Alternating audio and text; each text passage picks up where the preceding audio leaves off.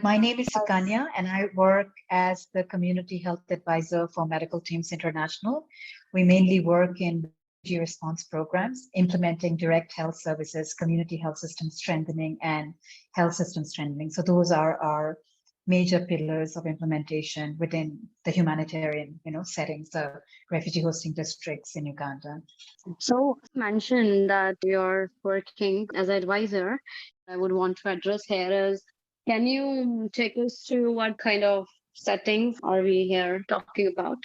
Right. So most of the populations that we deal with in implementing, the different health service provision, we're dealing with refugees that are coming from DRC, the Democratic Republic of Congo. So we are in the refugee settlements that are in the Southwest, Midwest, and also the West Nile region that are receiving refugees from South Sudan and all these countries, DRC and South Sudan. They're very volatile contexts, where the influx of refugees are continuous. It's not like that's why we call the refugee response programs or the refugee crisis that Uganda receives as a protracted crisis because it's been ongoing for so many years. So we're dealing with major influxes that we've seen over the course of many years. And I think one of the major issues is dealing with, things with health issues like malnutrition or even poor optimal outcomes of maternal child health outcomes or indicators that we're currently,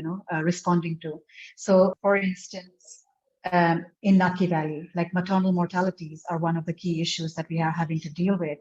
On top of that, there is a growing food insecurity with a lot of, donor cuts that we have experienced over the course of last 2 years, and especially this year also UNHCR had a massive funding shortfall. And all this means that the kind of services that you are providing has to be, scaled back. That means your health services, the kind of rations that the World Food Program would give, all that has, suffered a major setback because of this funding shortfall. So there is this growing food insecurity, growing malnutrition, growing, anemia in the community. And these are some of the things that we try to, address through community health system strengthening. And this is really my role within the program that we are currently working in, where it's like empowering the communities to take charge of their health and well-being. So these are some of the things that we are trying to address within the community health space and the context of the humanitarian setting that we currently work in. Do you also face some problems in terms of measuring the performance of the workers to raise funds? Right. Do you mean in terms of having issues in raising funds from other funding mechanisms and not necessarily the UN Yes. agencies? So I think like institutional funding is always large. So that's like one of the bigger, when we try to target for different expression of interest for funding. Those are the donors that we aim for because the refugee operation is a massive operation and it requires a lot of fund. So instead of going for smaller grants, it doesn't essentially serve our purpose so much. So while institutional donors are like our key funders, so as I've mentioned, like some of these settlements are within close proximity to DRC, which is really a Ebola prone, they've had several Ebola outbreaks, meaning we need to heighten surveillance along the border within the settlement for some of the really pressing outbreaks or potential outbreaks that these settlements could face. So we have these major institutional donors that we get funds from. Then we also try to, seek grants elsewhere. However, the major, bigger operation, it's always the institutional donor that we prefer only because it's a much more meaningful grant to do bigger operations, especially in the kind of context that we're working in, where we're leading the response, the health response in, 6 or 7 settlements, plus the border transit sites where the refugees are initially received. And moved to the refugee settlement. So these are the areas that we explore in terms of how we raise funds. Got it. Thank you so much for answering this, Sukanya. Also, I wanted to know, since you have mentioned SPT, right? But I would want to question, what do you think as of now, the challenges that you're facing? How can, SPT solve the issues that you think exist? Right. No, and I think this is a really important question because I think we have spoken in length about how this could really address. So given the refugee context of where they live, these are shelters. These are like shelters made out of mud. They are literally in these remote locations where connectivity is limited, infrastructural, barriers are there within those spaces, and also the way they would access health services. The health facilities are not fully equipped. We have some facilities that are running on generators. And I'm just meaning with respect to infrastructure, it just seems like a much more relevant solution, to address issues. And currently, we actually piloted it for both RMNCH and EPI, but because EPI has already been adopted by the country, it was a much better intervention for us to adopt, scale, and have it in all the facilities within Naki Valley settlement and Orchinga settlement. And what it has essentially done is, and I think this is also one of the quick reviews we've done with our headquarters team, was, of course, the time it has reduced in amongst those that are administering, the different vaccines to the children. So we have these outreaches, we have, days that we conduct the routine immunization of children under 5. So usually, and one of these very drastic things we saw was like that facility, when they would have their immunization for that day, would run till 5 p.m., 6 p.m., because they have to go through several registers trying to locate that child on that register and update the information for that specific child. And a couple of months ago, we went with the headquarters team, and it was 1 p.m. and the entire shed was empty, meaning the work was done. So it just tells you a lot about how much time can be saved by the health worker or for the health worker in just getting all the children, get their routine immunization, and they can all go back home timely without having to wait in these really long queues and so. So that was like really one that was very visible to us in terms of, what impact it could have in efficiency of how we deliver that service. Secondly, also like the parents or the caregivers also mentioned about receiving the SMS reminders, which is one of the major things. I think one of the challenge is the uptake and utilization, specifically in the refugee hosting districts where, the housing or the shelters are not always within the 5-kilometer radius, which is the standard, the government MOH standard. And most often they need a reminder, whether it's through a VHD. However, just receiving that SMS reminder just prompts them. And that in itself creates that behavior change of seeking care timely. So that is one of the things that we have also heard from, the different caregivers when they come to the facility about, when they come and talk about like SPT, for instance, or receiving that SMS reminder. So I think like those are the two key things that come to my mind in terms of, how it has addressed that. Definitely. This is very crucial to discuss. I also wanted to understand, Sukanya, right now, is there, completely manual process that is involved, right, which is pretty time taken for children to get registered. So are the whatever dosage they are getting, is it a manual process that they getting into the registers, or is it automated? You mean for EPI? Like in general, So, this is a yeah. generic question.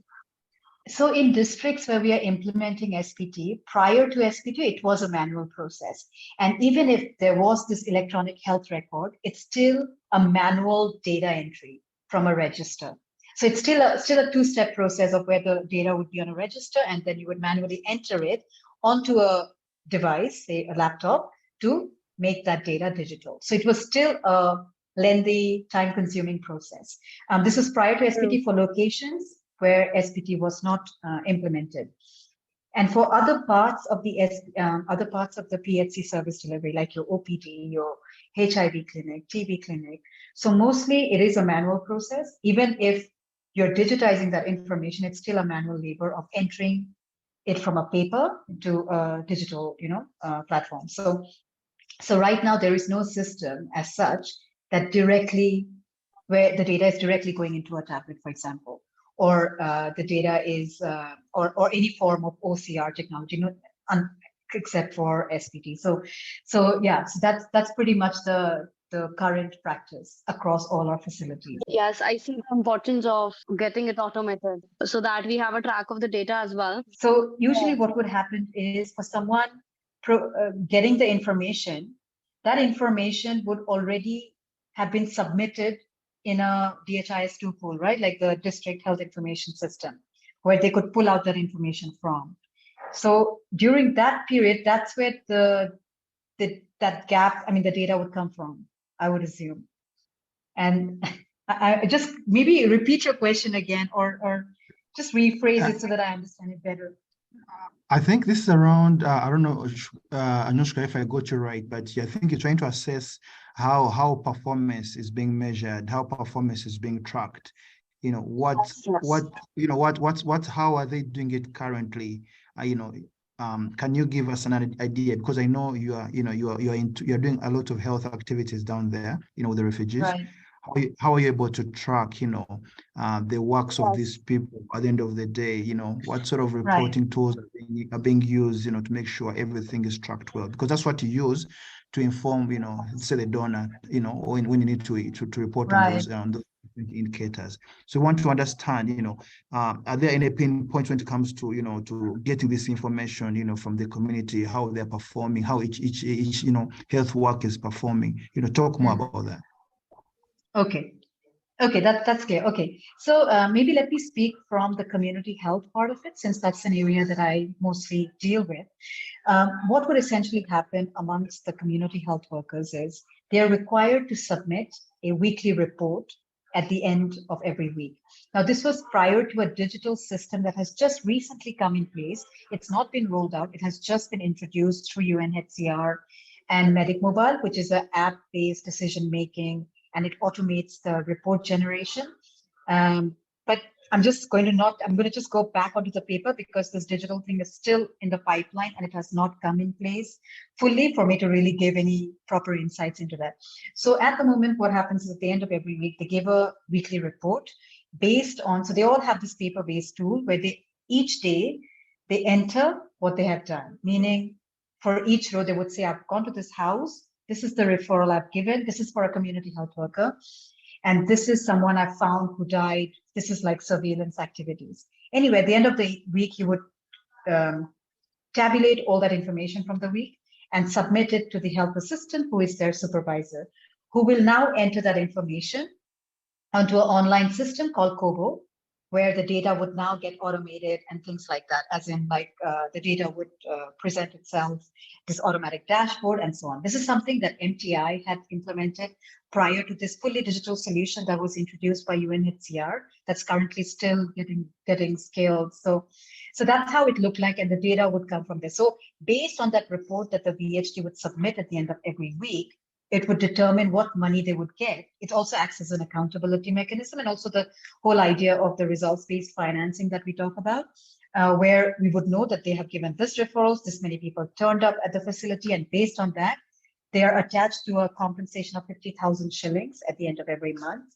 which they would then receive once the health assistant has verified that report. Again, quite manual up until where, I mean, it's manual the whole way, because the health assistant also manually has to enter each report onto the Kobo platform, which then automates the dashboard for the community health work. So that's what it looks like for the community health workers. For different departments of the PHC, it's the same thing where they would, based on the HMIS registers, where they would enter all the information, they would create a weekly report that goes into the different, operational heads that would look into it, and then of course, the data doesn't get entered into DHIS2 until the end of the month, or the 7th, I think, of every month. So that's how it works. And again, just to kind of add that because we work in refugee response programs, we are not just accountable to MOH, but also to UNHCR that has a separate information system called the HIS. So again, HIS requires data to be entered at the end of every week. So we have, every month. So in an emergency context, it's usually every week, but in a protracted, it kind of goes every month. So we have two systems that we enter information into, given the two accountability mechanisms that we have to report to. So that's how it really works in terms of how that accountability is created for the work that we do within the settlement. I hope that was clear, but again, can take your questions. Correct. And how has that performed? How has it been in terms of helping you to gather the information? Have you had any pain points around that, and how have you tried to solve those problems?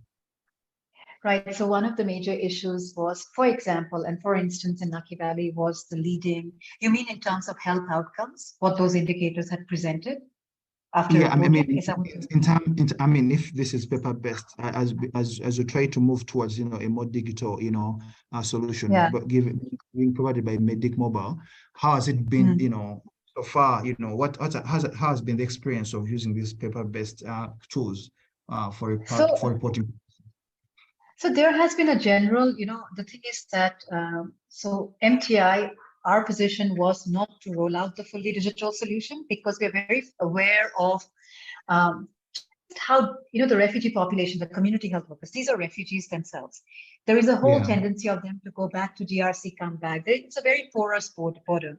So again, device management becomes extremely problematic for us. Secondly, they are living in shelters that are not even locked, and that piece of equipment is probably the most expensive equipment that they would own. So again, it creates this whole threat of, theft, like for those. And we have already, Chaka, we were piloting it with, and we've already seen 7 tablets either stolen or lost or damaged, So there are these barriers which we are fully aware of. But again, with this whole country, trying to move that digital direction, I think there is that whole insistence of like wanting to explore, these fully digital solutions. However, there needs to be also that acknowledgement and understanding that it needs to be context specific and relevant, for the context that we work in. So there has been major challenges really, and also, different barriers in terms of IT support. Like it's not health workers, these are not digitally literate people. Community health workers are laymen, the people from the community. And it could be that your 50% of your women have never touched a smartphone, and you're putting this big tablet on their hands. And what does capacity building look like? Where does the money come from?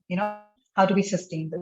So many issues surrounding that we're already facing as a challenge and trying to troubleshoot with UNHCR to see, what would be really appropriate, even though we go digital, what is the middle point of So we still see a lot of reliance.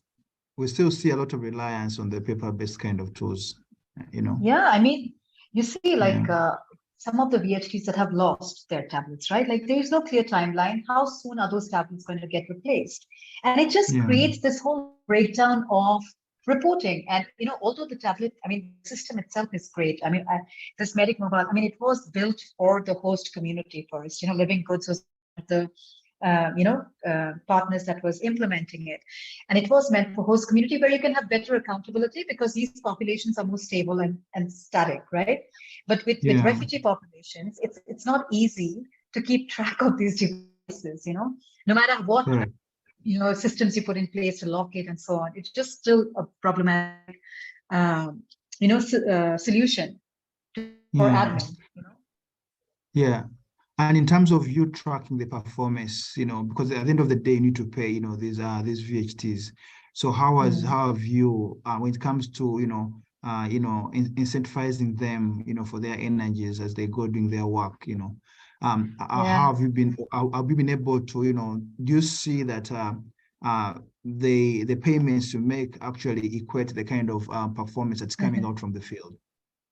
So maybe this is the biggest headache of community health implementation. And I'm sure you must have known from different country operations, like if there is one budget that never makes it in the health sector, it's usually the community health workers because they're always considered to be volunteers. And I think this is a very problematic approach, given that the level of work that the community health workers are expected to deliver. If you look at the HMIS 097B form, which is the reporting template for a VHT to submit at the end of every quarter. If you look at the number of indicators in there, you would think this is a paid staff, but it's not. Right now, the government, the host districts, they only give a VHT 10,000 shillings for a quarter of work, 3 months worth of work. When they come to the district to submit their reports, they get 10,000 shillings. But the refugee hosting districts, they get 50,000 shillings at the end of every month, which is still very little for what they do. It's extremely little for the level of work we are expecting them to do and the kind of reports we are expecting them to submit. So what we did during last year, we worked on the community health strategy, which we rolled out this year. It's really advocating for 100,000 shillings a month for the VHTs. There's approximately 71,000 villages in the country. It wants at least 2 VHT per village to be facilitated with 100,000 shilling per month. So that's what the strategy is proposing, which obviously the government has not committed any fund towards. And the biggest reliance is on international donors, like the Global Fund. It supports about 72,000 VHTs at the moment. And the remainder comes from, HIV partners and so on. It's a very vertical approach at the moment. And that's what we're trying to streamline and standardize. Okay. But again, like you said, it is the massive challenge because, first of all, fragmented financing only means you get these silo approaches to community health interventions.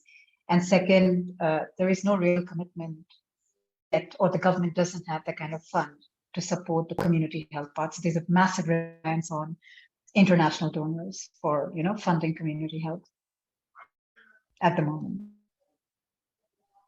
Okay, so the issue here is not around that the community workers have failed to to deliver on the different tasks that they have been allocated, but the issue is around the funding, incentivizing them for their work, right? Yeah, it's also motivation, right? Like, I mean, even if, exactly. I mean, what, and also, for example, if you're going to give them tablets, right?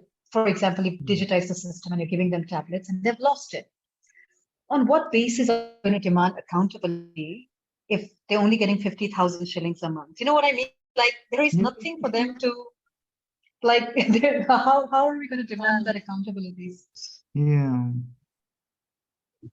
Anyway. No motivation in terms of what they're getting. Yeah, I mean, but it's been a historical problem. Historically, it's been an issue, not just in Uganda, but if you look at different countries. I mean, Ethiopia has figured it out, with the choose system and all that. But Uganda, because they want to retain the VHT system, they have to somehow, the country has to commit, the ministry has to commit funds towards it. We can't just have 100% reliance on Global Fund or USAID or PEPFAR, to come and pay for the community health workers. And when it comes to funds coming to communities, like for example, government, is it because government does not see that these guys are doing their job? Like, I mean, it's if I know that Ian is going out every day, to do community work, and he delivers on his work, and he needs to be paid this amount of money. I don't think I'll fail to pay them. So what I'm trying to ask here is the government doesn't have enough information on what these guys are doing in the field, or even the information is there, but just there's no money for for them to be given out or to be paid out. It's like a double-edged sword. Like, it's a really good question, right? Like, imagine it's like they're going out for a month, they're giving you the reports, but the next quarter they didn't get paid. So part of their motivation is going to decline, meaning the work that they're going to give you is going to be cooked up. Like, it's just like, because they have not there, and also we lacked proper supervision structures for these community health. So there was a lot of fragmented programming within community. And I think with the strategy that we built last year, it was really trying to put all those coordination mechanisms in place so we can have every structure facilitated to really take care of community health workers. So I think prior it was working, whichever donor could come and pay for them, they were performing great. Then whichever districts didn't have the money, they were not there. So it was always like very fragmented way approach to. Another thing was that we figured out during our SWOT analysis, what happens is the district receives the funds, right, for health implementation for that particular district. Now, all the PHC fund comes as one pool. So there is no specific cost center that earmarks that this fund is community health and this fund is for direct, PHC service. Meaning all that fund is in one pool, and the tendency is to always prioritize direct health, right? So it would often be that the community health funds, because it wasn't earmarked, there was no cost center marking that this fund specifically for community health, those resources would get utilized for PHC services. So I think those were some of the issues that came out, during the whole, different district when we were trying to do these consultations to find out what are the issues that we have to fix before we can really have a proper community health system. So that was one of them. So it's a lot about like how the funds are funneled, how the funds are appropriated within the service delivery tiers and all that. I think this is so important. What you said right now is that the money comes as a one package into the district, and it's not really allocated to the different activities that are taking or that have already taken place, you know, because like it shouldn't be taken from the input perspective, but to improve performance, you should first give some outcomes, and based on that, you receive those finances, so that you have the clear visibility of what is happening on the ground and what you're kind of implementing as activities to what you're Right. being paid for. Yeah. And I think that that's the thing, because it's all clubbed together. So community health, like it's not like a standalone. Like, of course, the 72,000 PhDs that are supported by like that's the ICCM PhDs, they're supported by Global Fund. So there is an accountability for that. However, what happens to the PhDs that are not implementing ICCM? So ICCM is a cure for children under 5 years that are suffering from malaria and pneumonia and all that within. So they're without uncomplicated malaria, they're managed. So it's only those PhDs that have a standard, pay that's coming through, but again, very little, and Global Fund.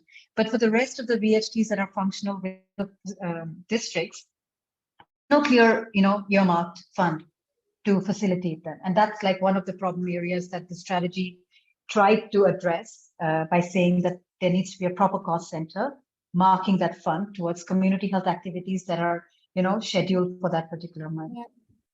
When we're talking about the refugee settlements, what is the current kind of linkage or connection between the activities that took place and the payments? Like, do the community health workers first have to deliver in order for them to get paid, or like what is the frequency of payments, or what is the linkage between those? Right. So the PhDs in the refugee settlements, they get paid at the end of every month based on the number of reports. And then we use a system called the Bionic. It's like a mobile money payment scheme. So all our PhDs are on this register with, how that system works is then it would automate based on, there's a level of verification that needs to be done from their supervisors, and then the program manager, and then the Bionic would then, disperse the funds to their respective mobile money accounts. So that's the process we're using in the refugee settlements. But all of this is manual, right? Even the verification, you said it must come from the supervisor or someone. Exactly. So like, for example, so the submission of the reports is like manual, them verifying whatever is manual, and then they actually sign their attendance sheets, which then goes for verification, and then to the Bionic platform, whoever manages it within our field operations, and then they, select who needs to get paid based on that. Yeah, sounds like a lot of processes that must be done in order for the payments to arrive. Yeah.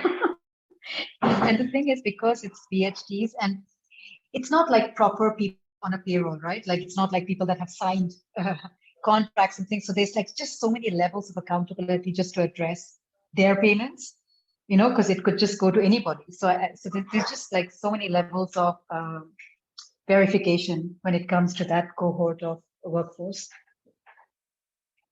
What would you kind of see as the next step to overcome this and address this? Like, what would be the ideal way to adjust the process so that it's more efficient and the health workers are not losing motivations, they're paid timely? What must be done in order to achieve this? I don't know, like, I think we're all gravitating towards something that Rustam has already discussed with me.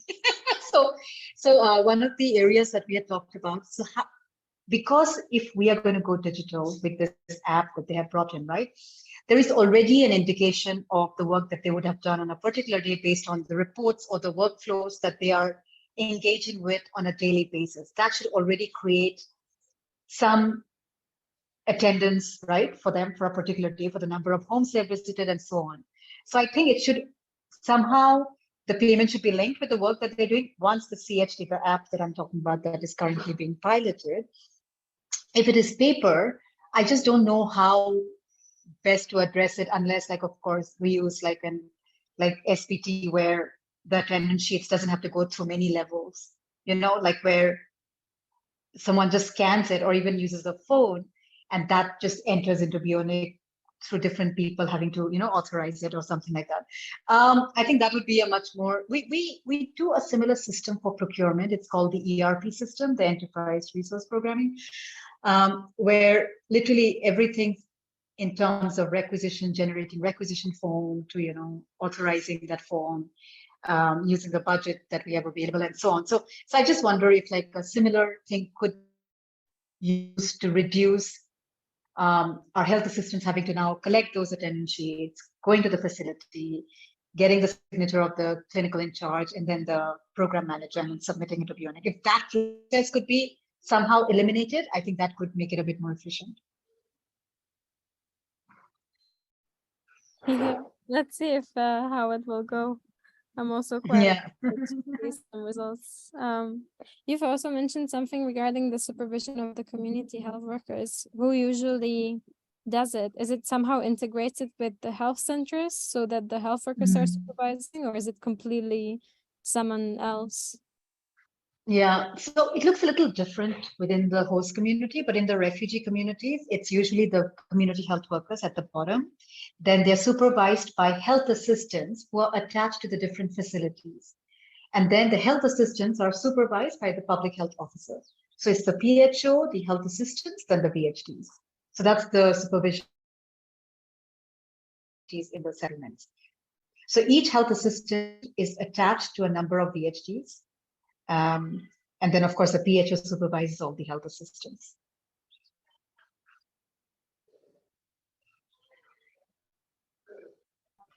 I'm actually happy to send you the organogram, Yansha. Yeah, seems like I'm really asking about the structure, right? No. Good. That's good because it's a massive area of, it's an issue. See, the thing is, the refugee response programs are usually well funded when it comes to, like community health and all that. But it's the host community, the Ministry of Health, all those other areas, other districts, unless there is a donor or a partner, then they go fully neglected because there's no such structures really, supervising the VHGs. But usually in a refugee response programs, I mean, of course, because of this current UNHCR funding shortfall that all the partners have experienced, we had to cut down staff and things. But if that didn't happen, it was going quite okay. But again, we will eventually, it will be the same problem if the Ministry of Health cannot cope with the structure, right?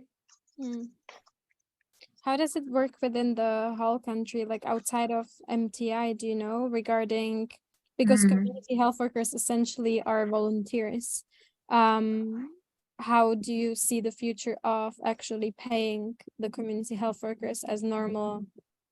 Okay, so interestingly, there are several people within the ministry trying to figure this out. For example, like so a general discussion that I was having recently was talking about how we could let MTN, like using the corporate social responsibility arm of some of the biggest companies in Uganda, like MTN, for example, where for each withdrawal, if we attached a 30 shillings, that could go towards the community health fund. So there's been a lot of discussions about how to incorporate the CSR part of it from different big companies of Uganda, and seeing if a particular pool of fund can be contributions towards, raising that fund for community health.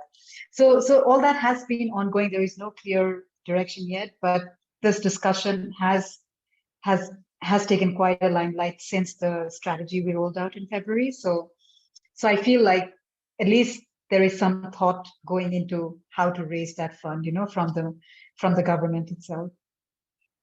Yeah, because now you said that the community health is basically connected to other services as well that are coming as one big payment to the district. It's not separated. Right. So, but again, in the recommendation in the strategy was also to separate the cost center. So one of the things that the next few years would be implementing the strategy, right? So I think that is one of the areas that the community health department would be focused on, to ensure how that fund can be earmarked separately for community health, so that those funds can really be directed towards, what it's meant for in relation to community health interventions. But do you see that could come up as an issue at scale when going ahead with this decision to separate the community fund? Like, what could stand in the way to actually have it officially implemented on the ground? I mean, I mean, of course, there will be several challenges and barriers, and there'll have to be several lessons learned during implementation. But I think like that's also a good direction, because it just helps people understand that, like some fund needs to be allocated for community health interventions, or even like in terms of supplies, right? Like in ICCM, we use the rapid diagnostic test to test children under 5 that are presenting symptoms for malaria, whether they have malaria or not. Now, if you put all the RDTs in PHC pool, which is great, but when it just happens that that gets prioritized more. Whereas if the community level interventions could go on, it could decongest the facilities, and some of the uncomplicated cases could be managed at the facility level. I just feel there is some room for exploration and some room for trial and error there. But I really think that that would be one of the ways forward, to have like a very specific earmarked fund for community health. Otherwise, it's never really, there is no way then for the public health department to have any say in terms of how some of those resources that should be in implementing activities that are already endorsed by the government should go for those activities. So I just feel like it could be, I mean, I'm not going to say it's going to work out perfectly, but I think there is some room for exploring that idea. Yeah. Most of the questions that I might have are already covered with the answers that you already gave. The very shocking thing is that the process is not automated, and there are a lot of loopholes in terms of performance measurement and incentivizing the health workers.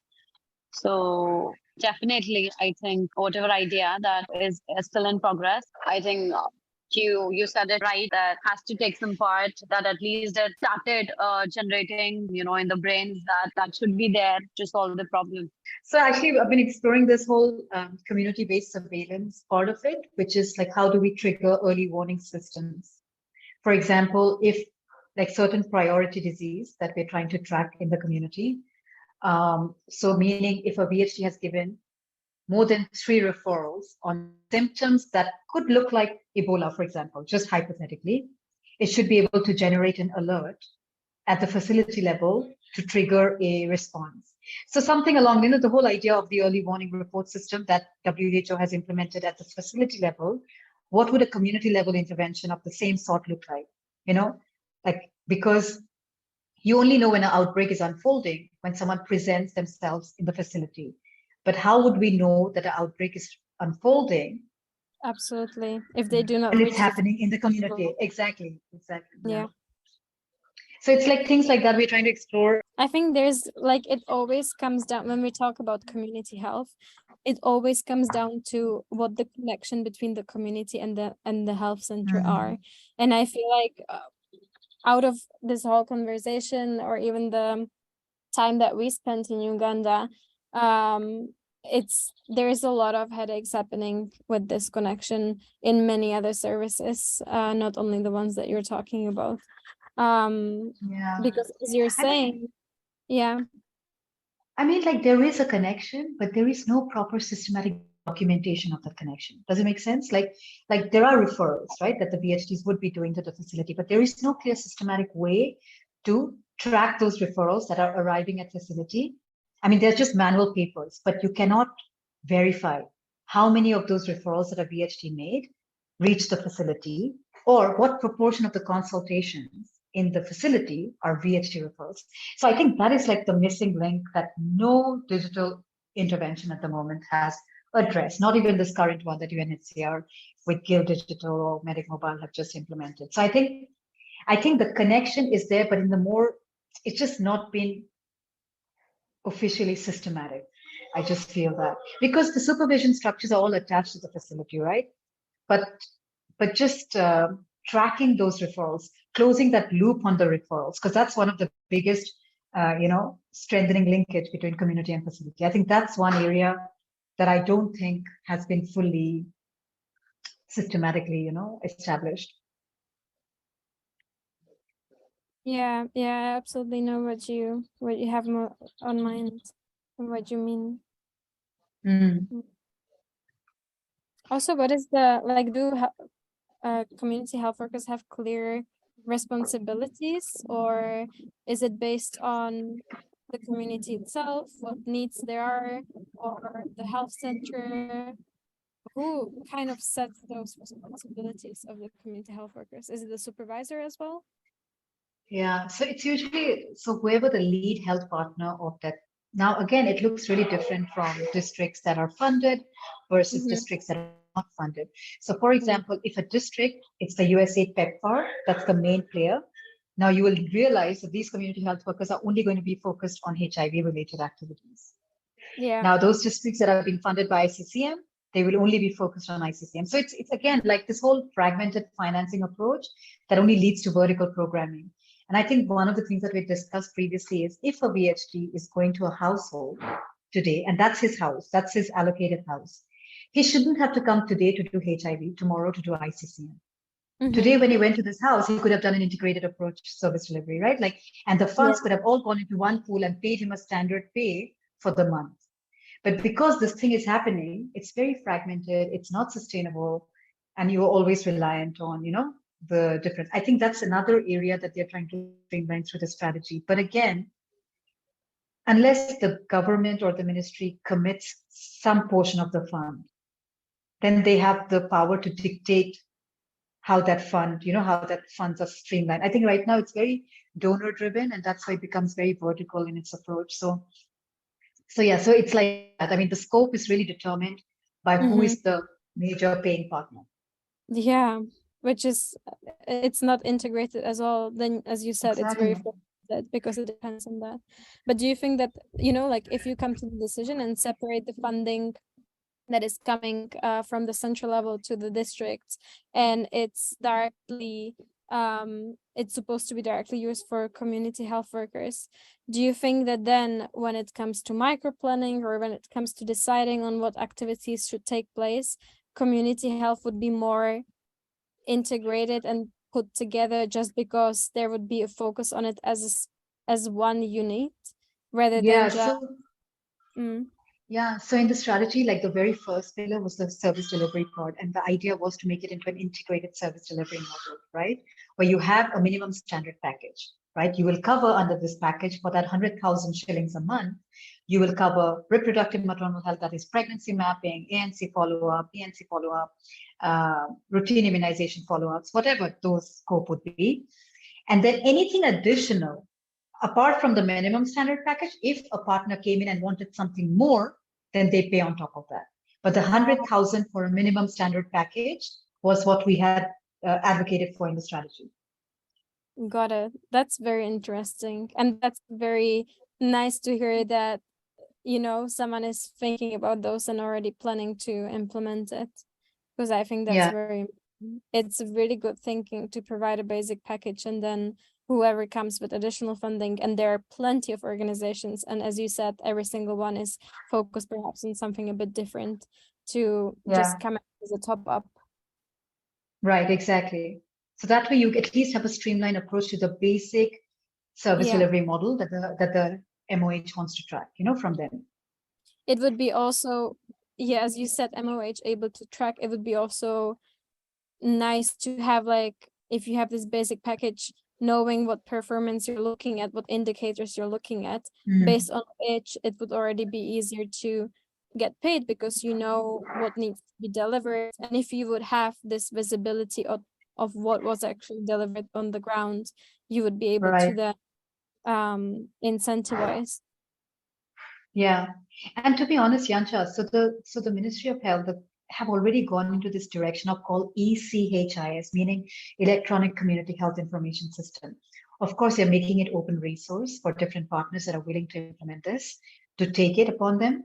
But then the provision of tablets, of smartphones would be the partners. But the system itself, which actually builds on the same platform that Medic Mobile developed for Living Goods, except it has had a few iterations since the first prototype. So they've already gone into that direction, which means some of the indicators are generated through the workflows that some of the different packages. So within that platform, there is the reproductive maternal childhood, for example, where based on what they would enter, it would prompt them. It's like a decision-making system, like prompt them to the next step, and then eventually take them to a referral should this person needed a referral and so on. And all that workflow actually generates the report for them. So it's not like they have to sit and count and all that thing, that they were doing at the moment with the paper-based tool. So there is already that gravitation towards the direction, although the whole idea of sustainability, which partner will implement, all that is like a separate question, but there is already a thought gone towards what indicators, under those service package that are absolutely fundamental would look like. I think those have already been developed. And actually, if you're in touch with Medi, he could give you the current set of indicators for especially community health. Yeah, that sounds great. I'd be actually quite interested to look into it more. Yeah. Alrighty, sorry, I somehow came up with questions and went over time. No, it's okay. I think all my questions are already answered with most of what Sukanya said. Do you have some questions, Jan? If you No, I'm good. want to I'm ask? good. Well, looks like you've covered Great. everything. I'm good. Thank you so much, Awesome. Sukanya, for your time. Not at all. Lovely chatting with all of you. Reach out whenever you need. Thank you so much. That's really nice of you. Thank you so much for your time, Sukanya. Thank you, guys. Thank you, Anush. Thanks, Bye. Ian.